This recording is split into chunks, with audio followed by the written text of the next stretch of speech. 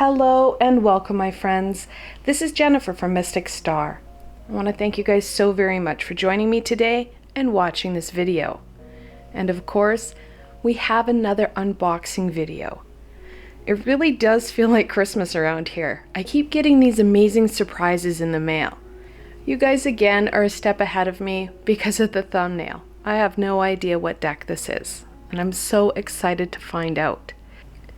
I know that a lot of the decks that I've supported are starting to come forward. Like I said in my past unboxing video, COVID has caused some problems with distribution and production of these new cards, so it's kind of a sit back and wait. Sit back and wait for that amazing new deck, which can be really challenging. So without further ado, let's get into this. I can't wait.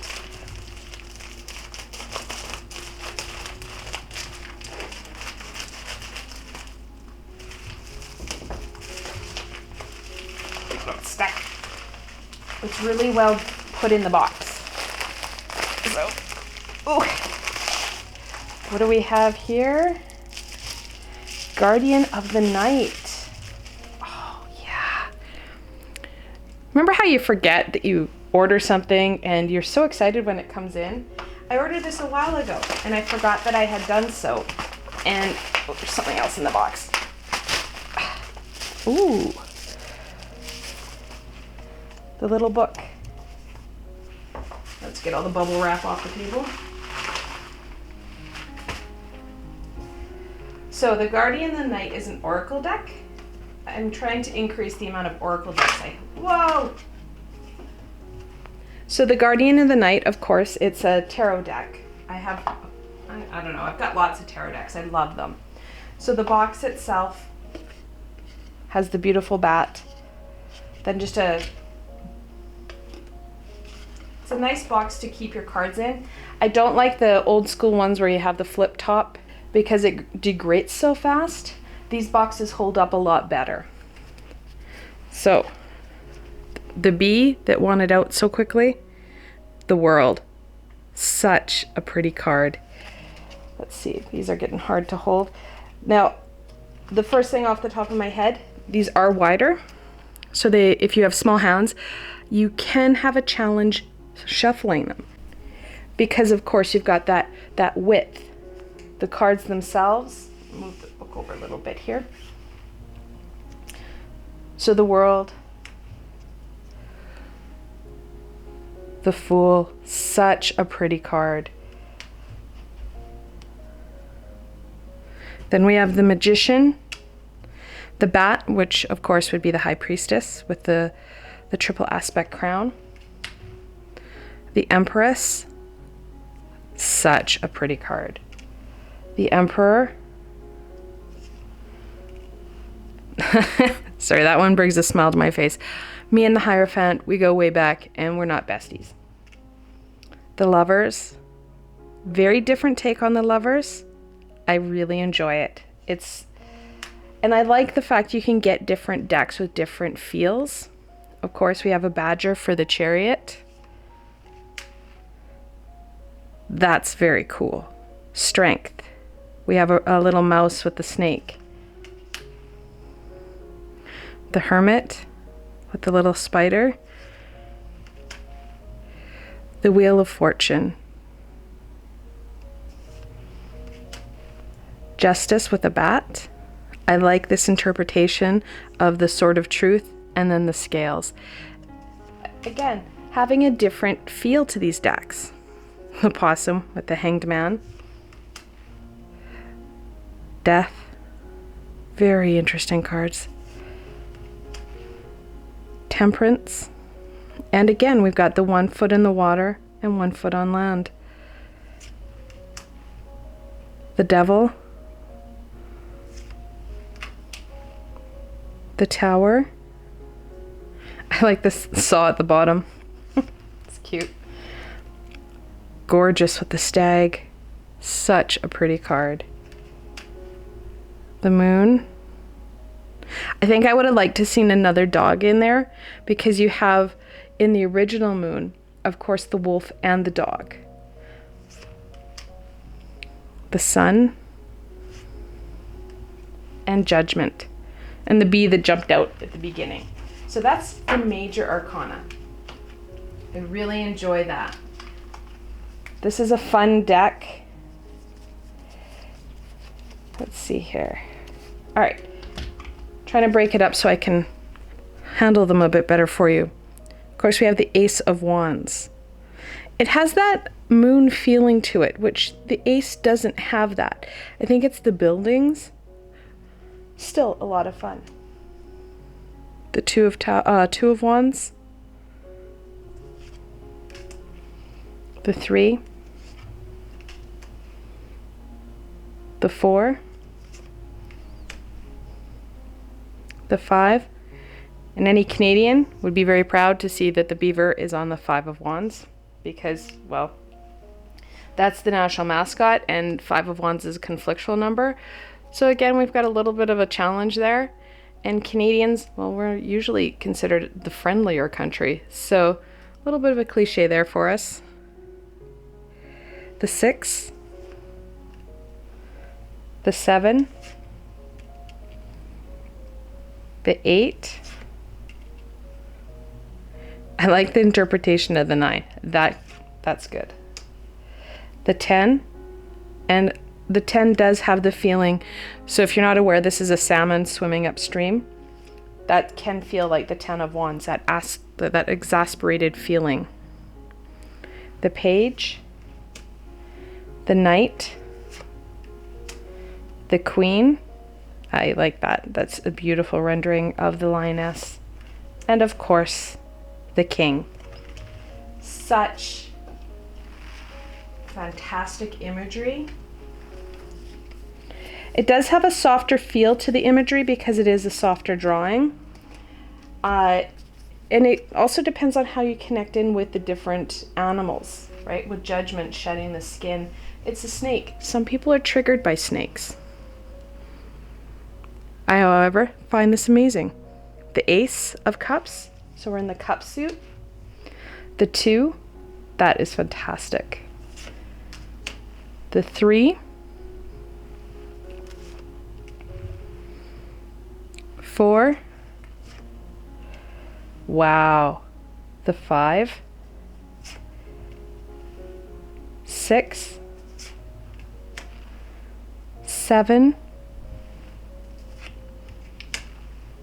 8. How fantastic. 9. 10. That's very cool with all the different animals. Then we have the Page, the Knight, the Queen, and obviously the King. Talk about that in a minute.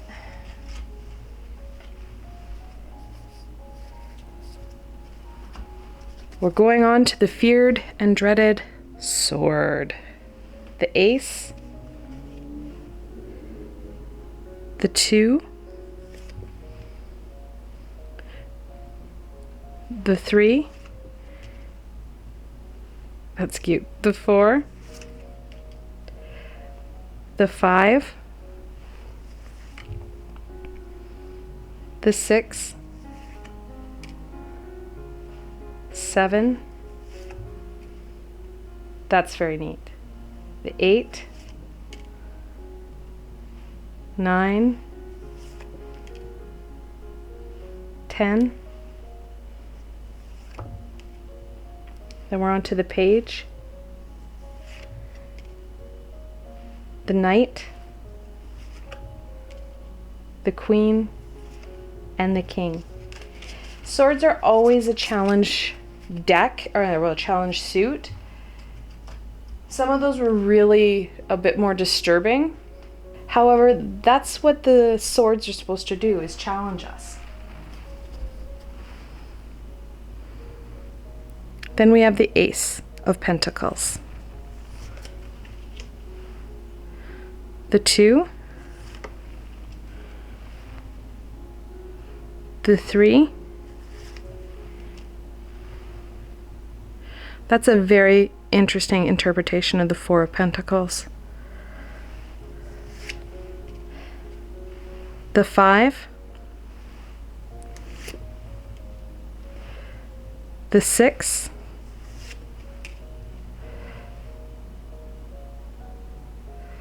the 7,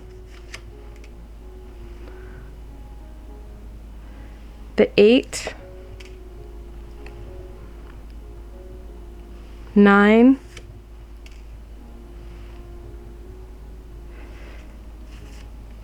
10, of course the page. And I'm noticing that there's a glare on the camera, so there's just enough of a gloss to this card that's going to be a challenge if you're trying to get a photo of this card or use it in film like this. The Queen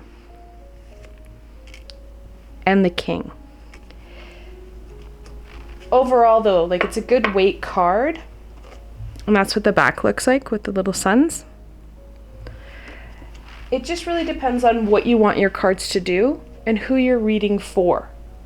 Sometimes when cards are too glossy and you're reading in a venue or for other people, they may struggle to see the picture.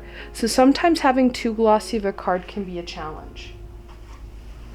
And then of course we have the guidebook. I'm not a big proponent of guidebooks. I've been reading for so long. I will skim through it to see if she's added anything more to it. However, how people interpret and connect in with the different cards is an individual piece. And if you're an intuitive reader, sure, the King of Pentacles could be Midas touch. However, you could also connect in on that pentacle with that grounding, with that stability. It really just depends on how you feel your cards.